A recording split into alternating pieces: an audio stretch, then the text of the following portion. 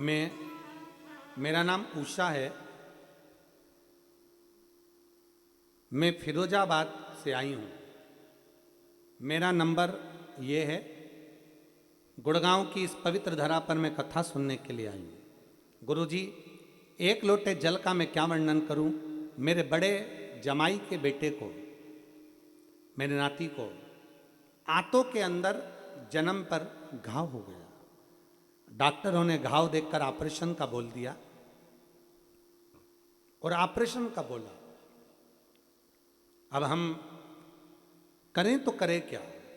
फिर हम फिरोजाबाद से उसको दिल्ली लेकर आए और दिल्ली के बड़े बड़े हॉस्पिटल में हमने उसको दिखाया, पर फायदा नहीं हुआ। उसकी आंतों में घाव था, जो घाव भरा नहीं रहा था।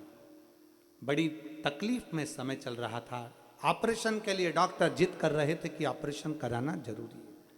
एक दिन मेरी बेटी ने टीवी पर आपकी कथा सुनी। उसने आपके एक लोटे जल और कुंदकेश्वर महादेव के नाम से बेलपत्री चढ़ाकर उसका जल देना प्रारंभ करा। मेरी बेटी रोज मंदिर जाती और वहाँ से जल लाकर खाने में मिलाकर देती।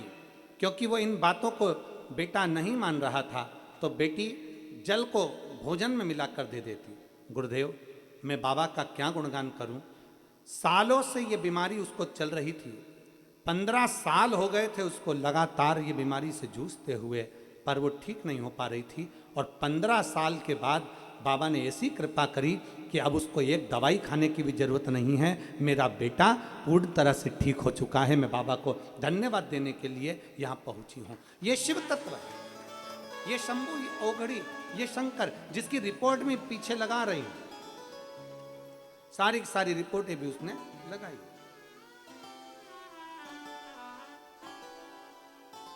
एक शिव तत्व हमारे भीतर भगवान शंकर के प्रति जो अविरल भक्ति है, एक विश्वास है, एक दृढ़ता हम शिव के प्रति करते हैं। दुनिया के लोग कहते हैं शंकर का चढ़ा हुआ जल क्यों पिए, शिव का चढ़े हुए जल का महत्व क्या है, शंकर के चढ़े हुए जल का एक आनंद क्या है। महाराज, जिसने पिया है शिव के चढ़े हुए जल को, उससे पूछो कि शिव के चढ़े हुए जल का आनंद क्या। जिसने बेलपत्री का सेवन किया है, उससे पूछो कि बेलपत्र सेवन का फल क्या। जिसने देवादिदेव महादेव को जल चढ़ाया, उससे पूछो कि महादेव के जल चढ़ाने का फल क्या। और जितनी मेरे भारत भूमि की माताएं बैठी हुई हैं, जो आस्था चैनल पर कथा सुन रही हैं, टीवी और मोबाइल पर कथा सुन रही हैं, फेसबुक यूट्यूब पर कथा सुन रही हैं, उनसे निवेदन है, जो पिछले वर्ष फुलेरे का दर्शन करी हैं हरतालिका तीज पर, उनसे पूछो कि फुलेरे के दर्शन का फल क्या है, क्या देता है फुलेरे का दर्शन।